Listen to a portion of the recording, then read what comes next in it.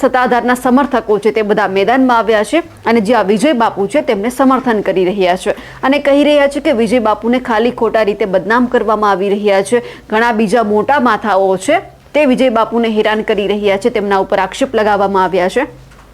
એટલે અત્યારે હવે બે જૂથ પડી ગયા છે. કોઈ વિજય બાપુને સમર્થન આપી રહ્યું છે તો કોઈ વિજય બાપુના જે આ બધા કારનામા કહી શકાય, કારણ કે આક્ષેપો પણ થઈ રહ્યા છે એટલે કારનામા ગણી શકાય, તો એમના ઉપર પણ આક્ષેપો થઈ રહ્યા છે કે એમને પ્રેમ સંબંધ છે, એમણે જે ગીતાબેન વ્યાસ છે તેમના માટે પૈસા ભેગા કર્યા છે, બંગલો બનાવ્યો છે અને આ જ ગીતાબેન વ્યાસ છે તે વિજય બાપુના પૈસા જુગારની અંદર ઉડાવી રહ્યા છે. અને હવે જ્યારે સમર્થન વિજય બાપુને થઈ રહ્યું છે ત્યારે હવે એ પણ એક વસ્તુ સામે આવે છે કે શું વિજય બાપુ સાચા છે કે પછી આક્ષેપો થઈ રહ્યા છે એ સાચા છે. કારણ કે વિજય બાપુએ પણ કહ્યું હતું કે મને બદનામ કરવાનો પ્રયત્ન કરવામાં આવી રહ્યો છે. સુરતની અંદર 18 આલમના લોકો છે તે વિજય બાપુના સમર્થનમાં પહોંચ્યા હતા, કલેક્ટરને આવેદનપત્ર આપ્યું હતું ને કહ્યું હતું કે આ બધા જ જે આરોપો લગાવવામાં આવી રહ્યા છે તે બધા જ ખોટા